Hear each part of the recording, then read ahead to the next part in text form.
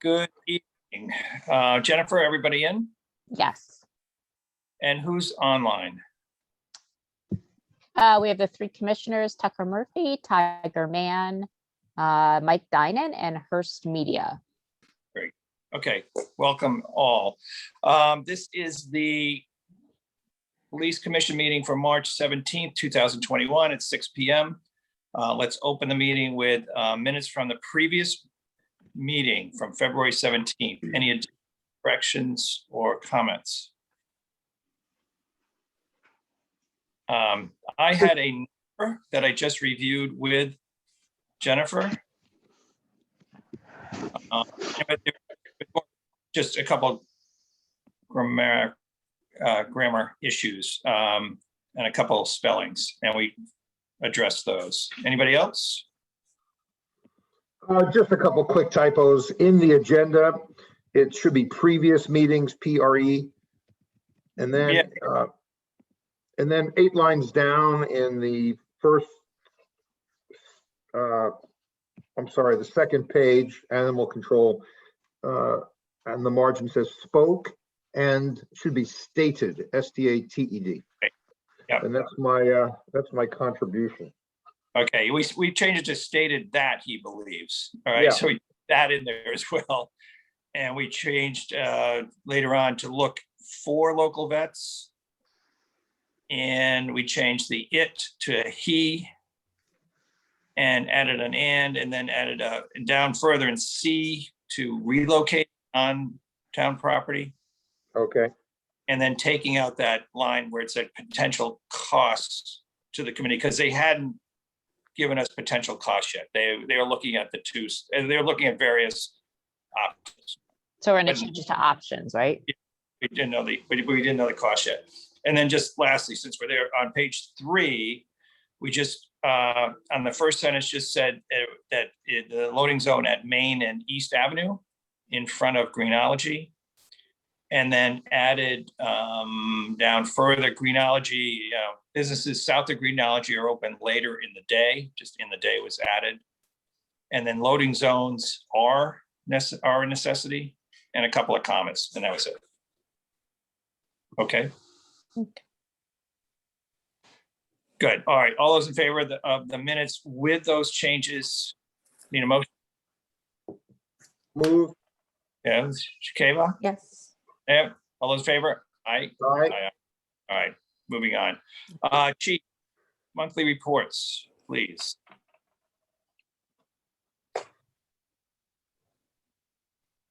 The first report I have is our budget.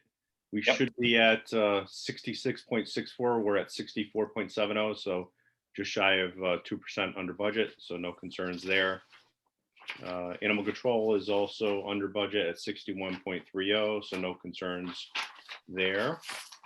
Okay. Monthly statistics, I'll just highlight comparables. Family dispute 6 versus 6 same time last year. So that's comparable. Larcenies from vehicle 10 versus 7, so slight increase. Motor vehicle accident property damage 56 versus 54, so that's pretty comparable. Larceny from vehicle 10 versus, I just said that. Motor vehicle accident injury 3 versus 9, so that's a big drop in injury accidents, so that's a good trend. I hope that continues. Psychiatric problems 11 versus 7. Stolen vehicles 6 versus 0, so tremendous increase there. Can't say enough. Everybody take your keys in, key fobs, lock your cars, don't become a victim. Yeah. Much more we can say about that. Since the press is on, if I could echo the chief's remarks, 6 versus 0, that's obviously a huge percentage increase. But if the press could just note that as well, that these are all preventable. None of these vehicles were smashed, broken into, hot wired or anything. They were just walked into, keys were sitting there, fobs were sitting there, and the thieves walked away with these cars. So, hey, and then Chief, just also community liaison. I'm getting just terrific reports of Officer Coughlin downtown, and doing a great job. That she's doing a great job, and that those contacts are important. So thanks. Keep that. Good. Thanks. course. Next report I have is our staffing report. So lost time is 16.70 for February this year compared to 2 years previous, which is 31.27 and 40.19. So we're seeing some substantial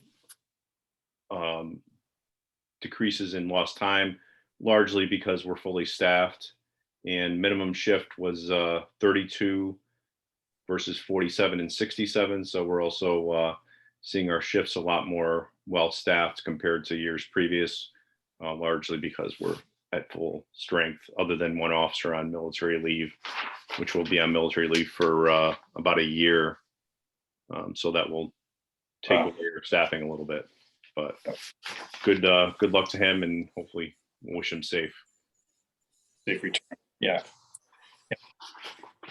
Next report I have is our false alarm aging. So we do have more than $10,000 over 120 that's uncollected. So likelihood of that being collected is probably slim. I know our finance department is working on it, but that's something hopefully we can do better on. Next report I have is extra duty aging. Roughly $87,000 is more than 30 days past due. But I know our finance department is working hard on that, and the numbers are better than what they've been, but there's still a fair amount that's uncollected. So more work to do there. And that's all I have for reports. Okay, great. Next topic is outdoor dining and roadway modification. I think we'd like to extend our past motions to allow the restaurants to have the outdoor dining with the blocking safety as a safety measure. Hey, John, are you on? Yes, sir. Is there anything else on that? I saw some other notes, and Tucker too, conversation. Was extending outdoor dining until I think 19 or something. Yes, and Laura Budd's on as well. So I checked with Lynn in Planning and Zoning today, and the executive orders are due to expire April 19th.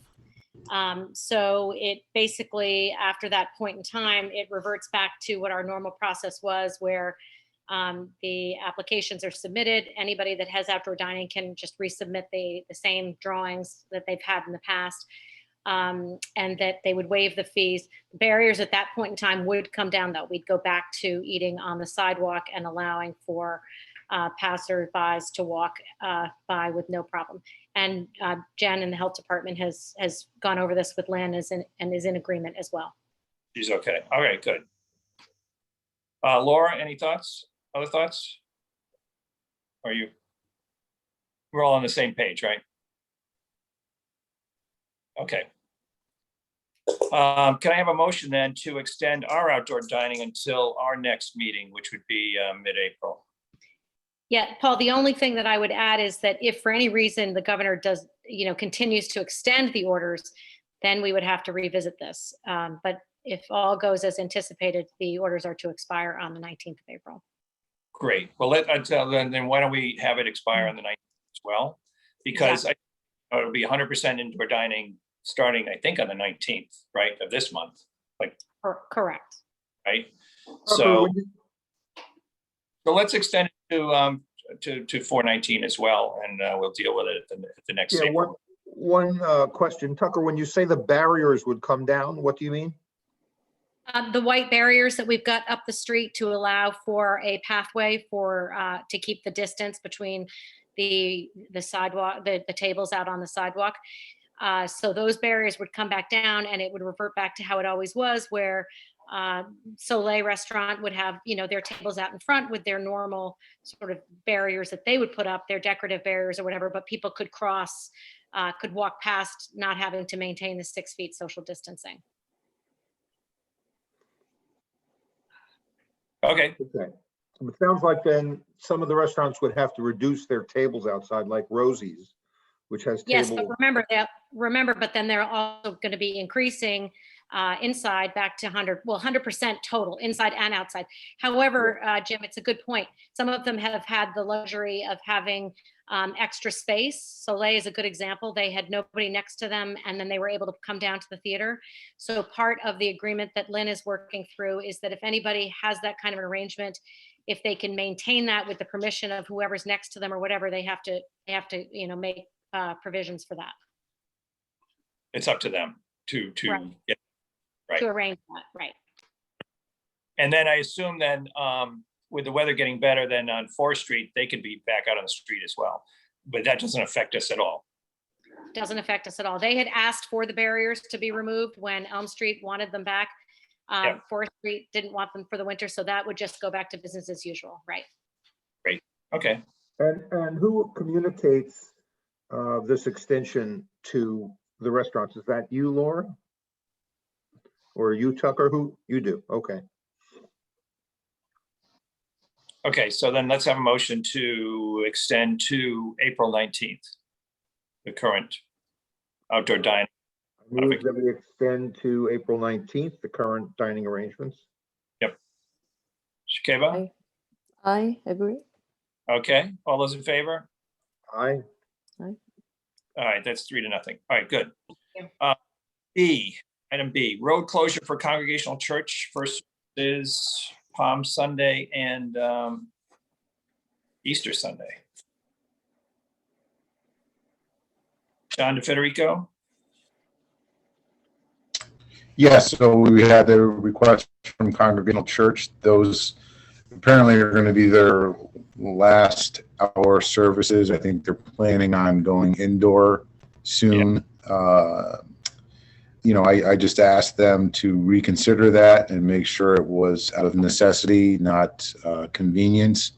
And they assured me that they felt it was necessary for these services, as there'll be probably good crowds there and they'll be outside, and they were concerned, children getting out in the street and with just a large volume of people. If it's just these 2 events, I guess I'm okay with it. But, like it has been in the past for Christmas Eve and other times, it's not a difficult road to detour around, so we could handle it pretty easily. Okay. Motion. We'll let the 2 other commissioners make a motion here. I move to grant the street closure for the Congregational Church. Okay, I agree. okay. I guess I can vote. All right, all those in favor? Aye. That's okay, good. C, street parking. John, if you could talk to that as well. This is in front of Genealogy, right? Yes, I believe we just kind of forwarded it to this week as well, this meeting as well.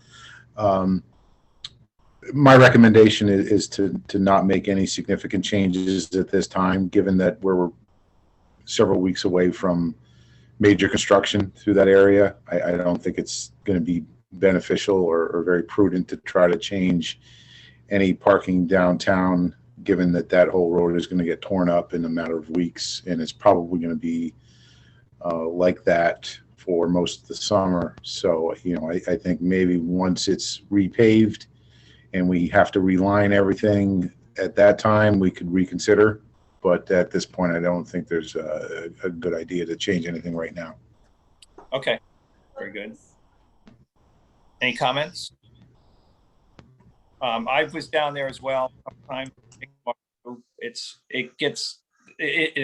Kelly had said, it is a big zone, but yet you need that 25-foot setback from the crosswalk, and it gets, now we get the state involved, and it just becomes a much more of a bigger issue over a little. It's not as simple as moving loading zone from 75 feet to 50 feet. It just doesn't. So I'll go along with you, John, let's leave it as it is for now, and then address it when they finish up the paving projects. All right. But we have a commission vote on that to leave it as it is? To have consensus there? Do we have consensus there? Jim? Yeah, I agree. Do we need to do something if we're not changing anything? I guess we're not changing anything, but I just want to make sure that we all agree to, kind of are agreeing to do nothing, which is, but I just want to be sure that everyone knows who's been involved with the project that we did take a long, hard look at it. And that, How about if we propose a motion that after consideration, we would make no change at this time, but we'll reconsider the matter after the construction is completed. fair enough. Mhm. All right, I agree with that. Okay, I agree as well. All right, all those in Yeah. favor of that? All right, Aye. All right, thank you. Horizontal alignment signing project. This is Tiger and John. Tiger? Sure. Thank you for having us, or having me. The state, through one of their auspices, Mark Carlino, he's the division chief of traffic engineering for the DOT. He's coming forward with several initiatives whereby the state's approaching the municipalities to see if they want to partake in some projects, and the state will fully fund it. This first one is for a review of horizontal alignment signing and pavement markings. And in essence, they're asking us to give them a list of our worst curves in town. They'll come out and take a look and then devise a project associated with it, come back to us for approval, and then implement it and pay for it. They did something similar on some of our mid-block crosswalks. They came in and increased the signage, put in some additional pavement markings and things like that for each of our mid-block crosswalks, about 12 of them in town about a year ago. So we put together a list of 18 roads, 29 separate curves in town, and I think you have that list, and we'd like to forward that to the DOT for their consideration. Okay. I don't think the list was in our materials, was it? Or was it? Did I miss it? Was it Yeah. not? Got it. I'm sorry? I did see it, yeah. I sent it to you, Maybe from separately, Tiger. I forwarded it to you from Tiger. yeah. No. Oh, I could- was that in today's email? Might have been Yesterday. yesterday, but there was one from today too. Oh, okay, because I saw the long email about, the other question I had frankly is, I know what a curve is in a road. What is a horizontal curve? I don't even know what that is. Well, you have a vertical curve, which is up and down, a horizontal side to side. So they're not looking to address anything that grade changes up or down. They're only looking for side to side movement. Okay, I call vertical curves hills, but Yes. that's just me. Engineering parlance, everybody's got to make it more difficult than it really is, right? Is this the one with the map? Is that the No, email? The map was the rapid rectangular flashing beacons. That was the Okay, locations so- of those. This one was too difficult to put on a map. It would have been a town-wide size map. Gotcha. Okay, so I'm looking at the wrong email. Tiger, basically the plan is to have a number of sites. And the two of you and the state are going to come back. Do you then come back to us? Yeah, they would come back with a project, and we have the right to say no at that Yeah. time. Right, I We would don't wanna rather, partake. because I really don't like Hartford coming in here and telling us how to slow down people on our curves. It's silly. Yeah, it's more a safety measure, it's Yeah. a systemic look, but I agree, if we don't like the extent of what they're proposing, we can say thank you, but no thank you. Okay, At that time.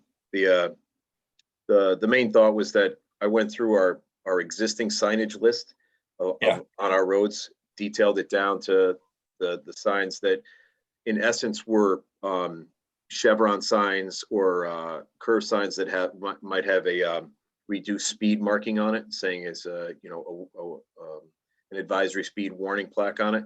Took those and said, okay, those are the ones that we want to look at or have you look at, right? I didn't go to every curve. I just went to those specific, and that was on the 18 separate roads and several locations on each road and asked them for that. Okay, it's more or less up to those old signs, right? And just making them more, either more reflective or, They'll more- replace, yeah, the existing signs they'll replace, might change the location here and there if it's better for viewing. And then they would come back and say, well, we'd like to redo your double yellow line if you have one, or we would propose an edge line, and we can say, sorry, we don't want the edge line at this time. Yeah, We have a chance on whatever we would like.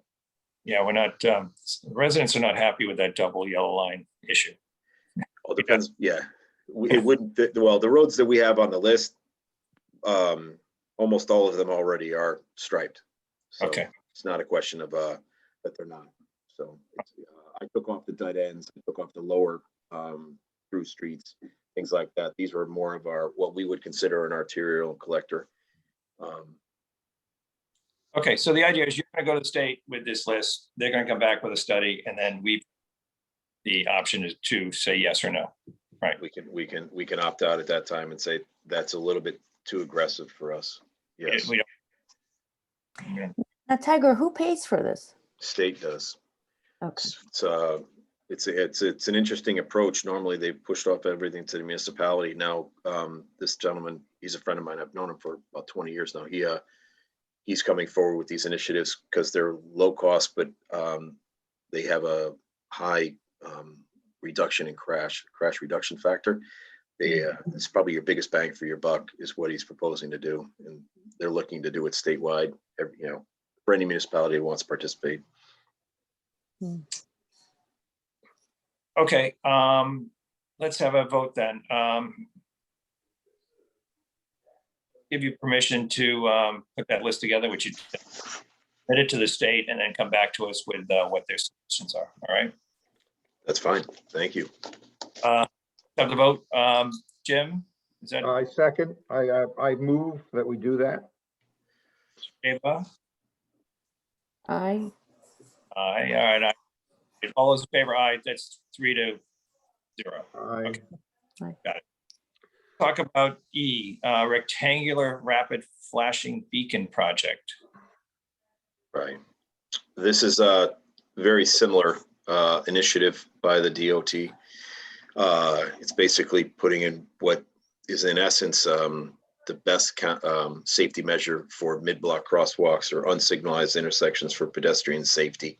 It has its probably around an 85 to 92% rating as far as people adhering to it, an adherence rating. Other flashing beacons or other flashing signs and things like that, they quickly drop off. You put them in, they get a high adherence rate, and then pretty soon you're down to the 20% range where people are just blowing through them. We have 4 already in town. We have the first one we did was on Farm Road at Sac School. The second one we did was at Main Street and Farm Road, that intersection. And then we did 2 when we completed the sidewalk at Irwin Park on Weed Street to Irwin Park. We did Weed and Elm and then Weed and Wahackney. You've already said yes to 2 others at Kimberly Place, Elm Street, and Old Norwalk Road and Marvin Ridge.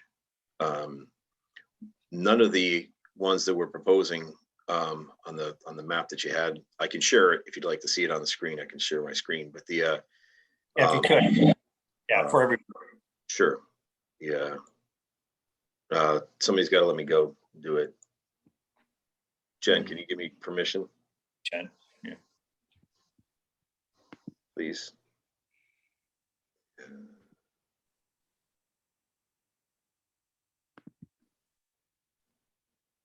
Try now. All right. Okay. All right, can you see that? Yep. All right, so this is the map. I apologize that the wording is upside down, but it was the best way to get it oriented for us to see. And but in essence, the green arrows, the green stars, I'm sorry, are the 4 that we have already in place: Main and Farm, Saks at Farm Road, Weed and Elm, and then Irwin at Weed and Wahackney. The ones that we just spoke about were at Kimberly Place and Elm Street, and then Marvin Ridge and Main Street itself. Excuse me, that's Oh. right down here. Then the ones that we were looking at were one at the Nature Center to complete the green link going across Oak Ridge. There, we were also looking at here at Gower Road and 106. We are proposing to put in a sidewalk extension at South School. There's a crosswalk here at South School, proposing one there. And then we have one at where Park meets 124 Oak Ridge, when we are able to complete this entire sidewalk extension. And then there's a request for one at Heritage Hill and one at Park and Mead. None of the ones that we have meet the criteria of the state. They started at 45 mile per hour and worked their way down. And the ADTs, the average daily traffic, is too high for us. But they said that we could put it on the list, give it to them as an honorable mention. And if they open up the idea further, then they might become a candidate. These are $8,000 each, and the engineering cost, if we were to farm it out to do it, is around $8,000 for engineering. So it's a $15,000, $16,000 task that the DOT is willing to take over on their own. So if we don't have, like I said, we don't have any that meet the criteria right now, but we can at least put them on the list for them. And, you know, if you're amenable, go forward at that point. You know, each one of these that's requested has been requested by the residents or by our engineering staff based on what we were looking at in the proposed sidewalk extensions that we're looking at doing throughout town. Okay. Thoughts here, Shakeba? Tiger, can you refresh my memory? Where's one in town? I'm just trying to visualize it in my head and I can't. The intersection of Main and Farm, Main Street Farm Road, Old Norwalk Road, and White Oak Shade. Okay. There's one right there. That's because there's a pedestrian crossing right there. It's kind of that interesting four-way offset intersection. Okay. And then we have one, we have two, one at the intersection of Weed and Elm, and then one at Weed and Wahackney, to get the people after they walk through Irwin and they want to come out and continue on the green link there. They only flash when pressed. It's a pedestrian activated button. It flashes for about 20 to 30 seconds. It is, since it's what's called a rapid rectangular flashing beacon, it has a wigwag design, very similar to police lights. Their lights themselves, they're yellow, and they definitely get your attention. I said about a 92% adherence rate, and it stays standard at that point, meaning that 92% of the people will stop and then continue to stop later on. Fabulous. Yeah, I've used the one when I walked to Irwin. Yeah, I see Yes. what you're talking about. That is amazing. We're Okay. so happy when that was put in. Shakeba, I lost you. Jim, are you there? Yes, I'm here. I'm here. Yeah, I'm here too. Yeah, you froze. Oh, I Okay. did? Okay, Yeah. I'm here. Jim, any thoughts here too?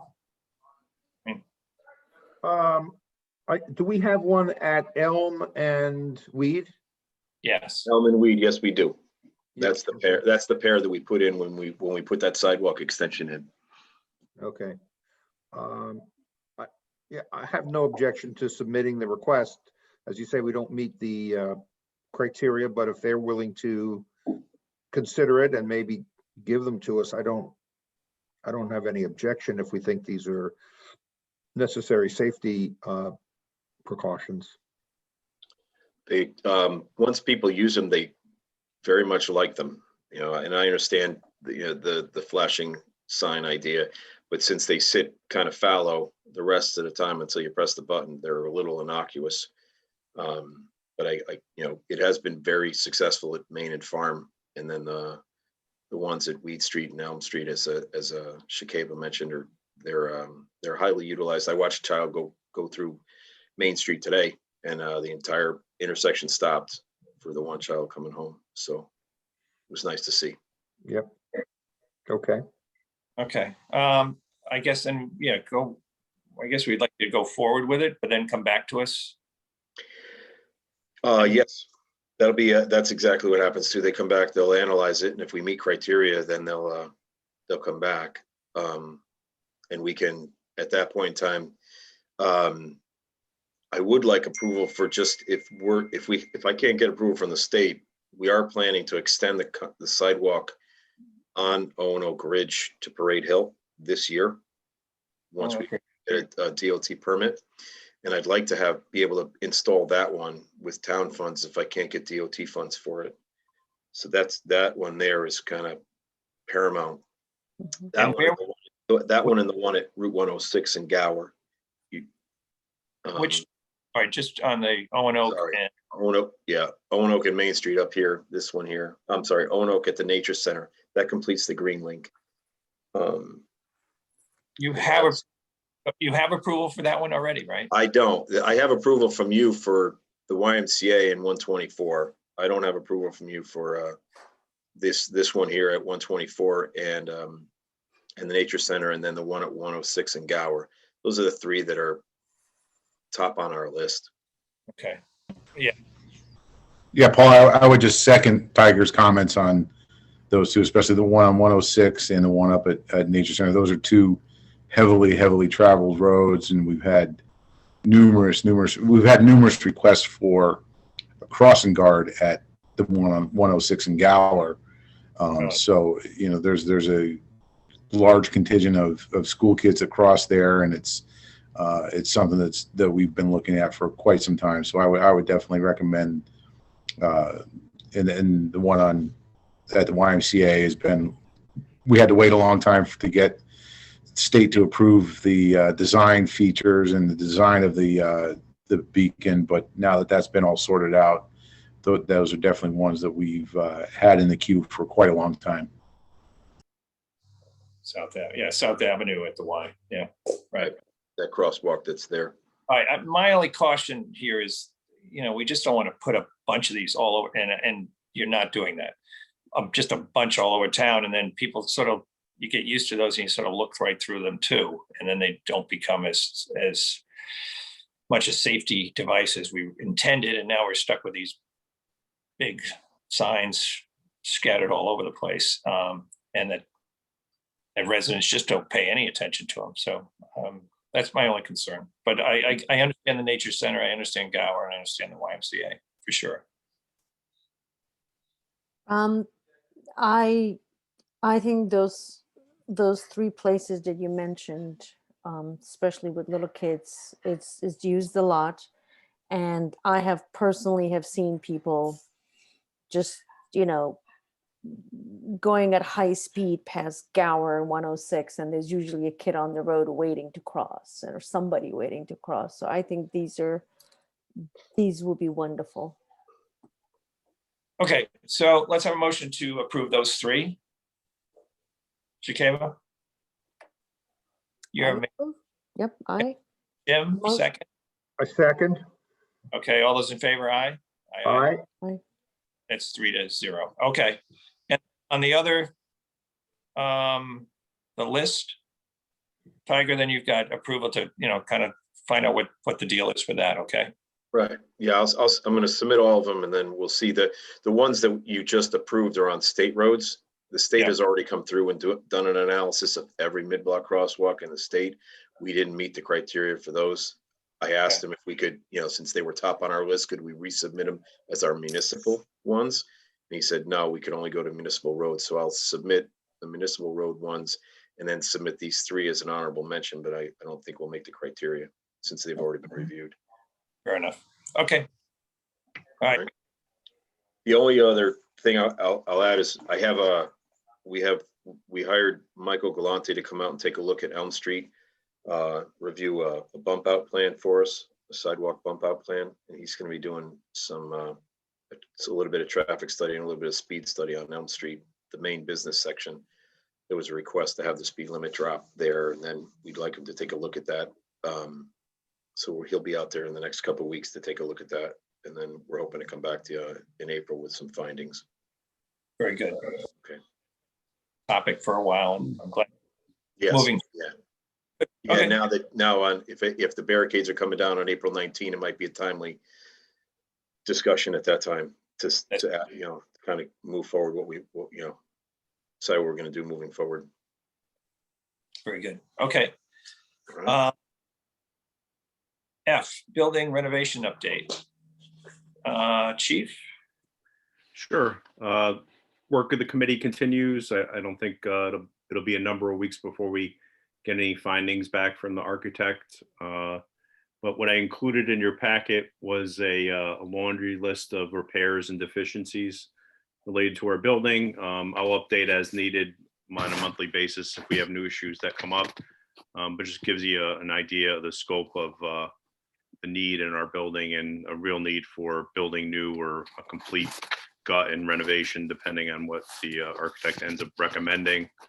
So you could see it's broken bricks masonry, defective plumbing, overflow of toilets, HVAC issues, sewer gas smells, doors are rusted and rotting, mold, prisoner cells need to be replaced because they aren't up to our best practice for suicide risk, ventilation issues, water leaking from a foundation, windows broken and can't open, nearly 54 windows or so, or actually more than that, 64 windows are broken in or need repair and can't be replaced because they're so old, and a variety of ADA compliance issues.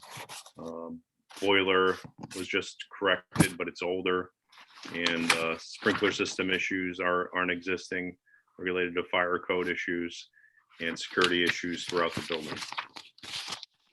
And just to reiterate on that, almost that last point on the sprinkler system, this is a critical building. You Yes. know, our emergency operations center, et cetera. This is during storms. This is where everybody goes, and we have no sprinkler system. I believe there's a sprinkler system on the third floor, but there isn't on the first two floors. Yes. Okay. I hope. Good news is there's momentum behind doing the right things, and I'm confident it's going to happen. Just a matter of doing some due diligence and making some decisions, but that's a near-term thing. Right. No, we've got a lot of good people looking at this on this building committee, as well as the first selectman, and the whole team is all over this. So the two firms have been engaged to look at it, and we're moving forward. So this is positive. So That's great. right. Thank Welcome. you. All control shelter update. So we have a little more information from a potential option. We're not quite ready to finalize it. We need to kind of determine some liability and contractual issues potentially, and finalize some costs.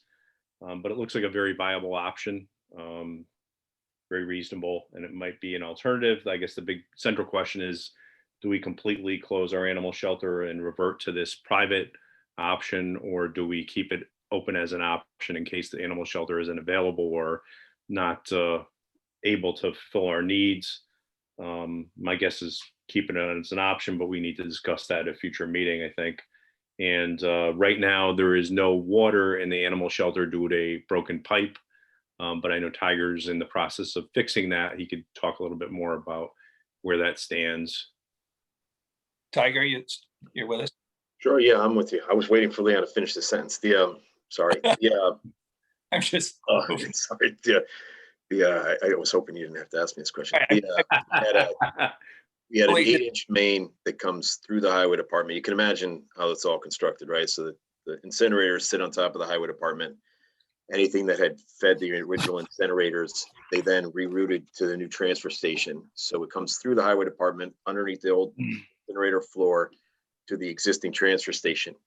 Somewhere a number of years ago, we're not quite certain, they teed off of that line to the animal control building, probably about 10 years ago, maybe 12 years ago. I'm not quite certain. Unfortunately, that 8-inch main that is circa 1970s broke underneath the underneath the incinerator floor behind the highway garage wall. It's 5 feet down underneath concrete. It's in a really, really bad spot for us to get to. So all we could do at present was to close it off. And unfortunately, we learned that was the way the animal control shelter was fed. We thought it was originally fed through the highway department. It's not.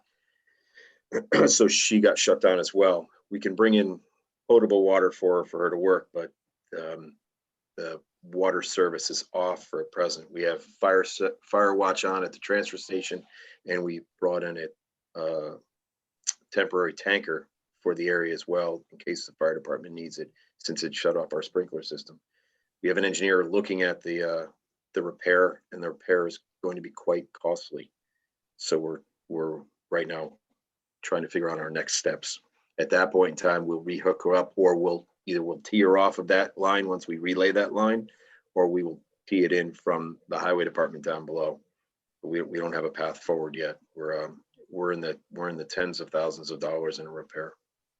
So this is really a line transfer station, correct?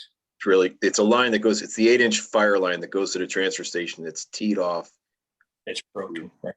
Yeah, the 8-inch line is broken below the floor of the old incinerator building. Right. So this is not just an animal shelter issue. No, it's not. It's a much larger issue for the transfer station, to be quite honest. Yep. Okay. Because we can bring in potable water for her to clean and what have you, but right now we have no fire service for the transfer station. That's a big issue. Okay. Good to So know. we are working diligently on it. I don't have a path forward yet. We're working on it. Got it. Okay, thanks. You're welcome. H, probationary period for officers, it is completed for officers McCarthy, Clark, Centinella, and Vincenzi. We'd like to have a vote on this. Chief, you want to talk about this for a minute? Yeah, they're all doing a great job, and no reason to extend their probation. So my recommendation is the commission vote to approve taking them off probation and making them permanent employees. Okay. Any discussion on that?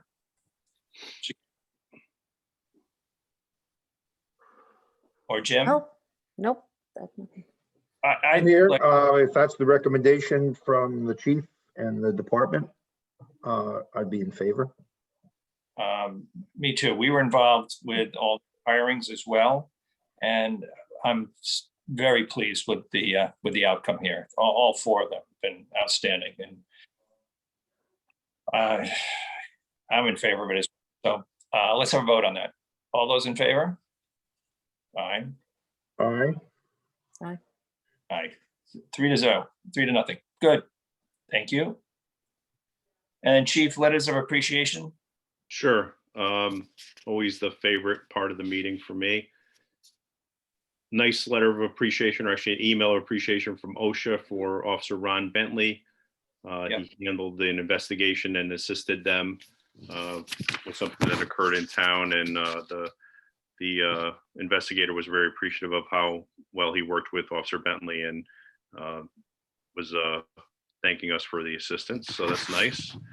The next thank you is related to Lieutenant Ferenga, Officer Sprasta, Officer Rivera, Officer Jarvis, Officer Clark, Officer Vincenzi for handling a very dynamic situation exceptionally well. This was a situation where an individual was intending to commit suicide by cop, and the officers de-escalated the situation and got the individual the help the individual needed, and no one was arrested, no one was hurt, and exceptional job, well done.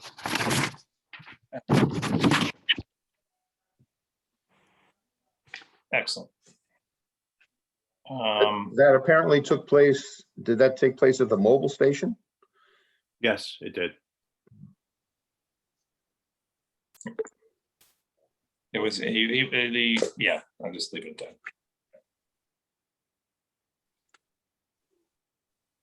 Nobody And yet? I got another one the other day, and I just forwarded on to Jennifer, and you'll see. Okay.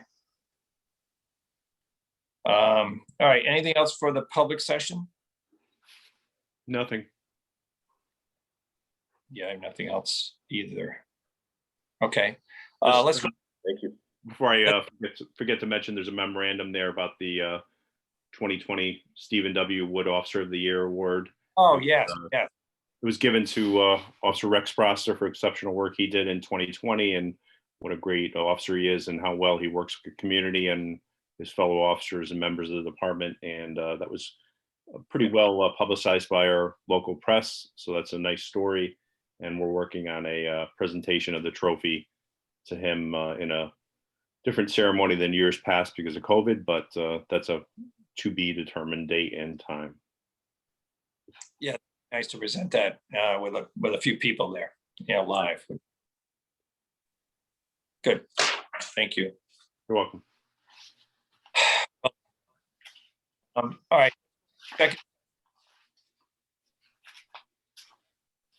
Jennifer, how are we doing? Okay, did you want to vote to go into executive session at 6:48? Yes, that's exactly what I wanted to do. Thank you for reminding me. Okay, Although- I'm gonna pause the recording and remove the press. Yes, thank you. Out of executive session. Okay, And the recording is on. thank Okay. you. You're back in public session. It is 7:15. Continuation of the March 17th Police Commission meeting. Mhm. Any other thoughts here? Any other motions concerning security initiatives? Yes. We'd like to make a motion for the security initiative the chief is proposing to be sent to the first selectman. Any other discussion on that? Nope. Here, I second the motion. Second. Any discussion? I think we're all in favor of those initiatives. Chief? Yes. Let's have a vote. All those in favor? Aye. Aye. Aye. Yes. Okay, any other business, any other new business? Okay, hearing none. Let's have a motion to adjourn at 7:16. So moved. All in favor? In favor? Aye. Aye. Okay, thank you very Thank much. you. Thank you. Have a good night. Good night. Thanks, Forward. everyone. All you. Send us some of the warm weather down there, I please. know. Yeah.